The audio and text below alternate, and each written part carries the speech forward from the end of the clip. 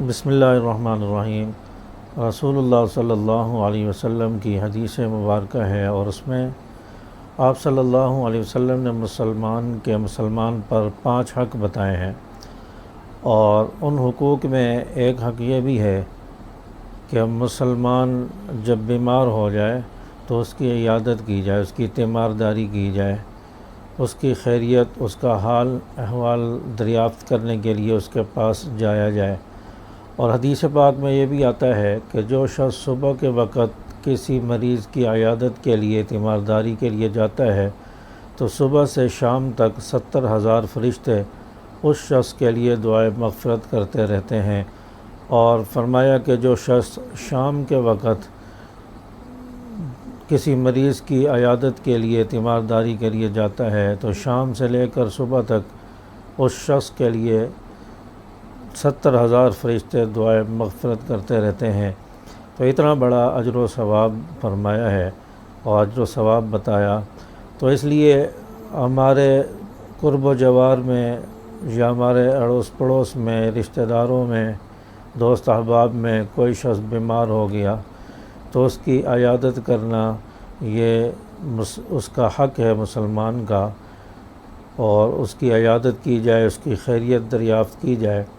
اور اگر انسان خیریت دریافت کرنے کے لیے، عیادت کرنے کے لیے جائے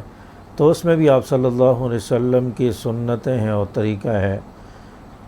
وہاں پر مختصر بیٹھا جائے، زیادہ وقت نہ بیٹھا جائے، اور مریض کے پاس جا کر آپ صلی اللہ علیہ وسلم جب جاتے تھے تو اس کے سر پر اور پیشانی پر، اس کے سینے پر آپ صلی اللہ علیہ وسلم ہاتھ پھیرتے تھے اور دم فرماتے تھے۔ تو اس لیے کسی بھی مریض کے پاس جب جائیں عیادت کے لیے تو اس کے سر پر سنت کی اتباع کرتے ہوئے، آپ صلی اللہ علیہ وسلم کے طریقے کی اتباع کرتے ہوئے اس کے سر پر ہاتھ پھیریں، اس کے سینے پر ہاتھ پھیریں اور سورۃ الفاتحہ پڑھ کر اس پر دم کر دیں۔ تو سورۃ الفاتحہ کو سورۃ الشفا بھی کہا جاتا ہے، تو اس سے اللہ تعالیٰ بیماریوں میں شفا عطا فرماتے ہیں، اور اس کو تسلی دے کر آئیں کہ آپ کی بیماری کوئی بڑی بیماری نہیں ہے، بڑے بڑے بیمار لوگ ٹھیک ہو گئے، اللہ کے آگے کون سی دیر ہے، آپ کی بیماری کوئی اتنی بڑی نہیں ہے، انشاءاللہ آپ ٹھیک ہو جائیں گے۔ اس کو ڈرا کر نہ آیا جائے، اس کو خوف زدہ کر کے نہ آیا جائے کہ بھئی آپ کی بیماری تو اتنی بڑی ہے، اتنے لوگ اس بیماری میں مر گیا، یہ ہو گیا، تو اس سے تو وہ جیتے جی مر جائے گا، وہ تو اور بیمار ہو جائے گا۔ اس لیے جتنی بڑی بیماری بھی ہو اس کو تسلی دے کر آئے مریض کو کہ آپ کی بیماری انشاءاللہ ٹھیک ہو جائے گی، کوئی ایسا مسئلہ نہیں ہے، آپ کی بیماری اتنی بڑی نہیں ہے، تو اس کو حوصلہ ملے گا، خوشی ہوگی، تو وہ اس کی جو بیماری ہے وہ کم ہوگی اور افاقہ اس کو نصیب ہوگا، ملے گا۔ تو اس لیے یہ کچھ باتیں تھیں مریض کی عیادت سے متعلق، اس کے ثواب کے متعلق۔ اور مریض کے پاس جب جائیں تو اس کے پاس زیادہ دیر نہ بیٹھیں، بس 5-10 منٹ۔ ہاں، اگر مریض آپ کو کہتا ہے، دل سے کہہ رہا ہے کہ آپ تھوڑی دیر اور بیٹھیں، آپ اس کے بہت قریبی ہیں، آپ کے بیٹھنے سے اس کو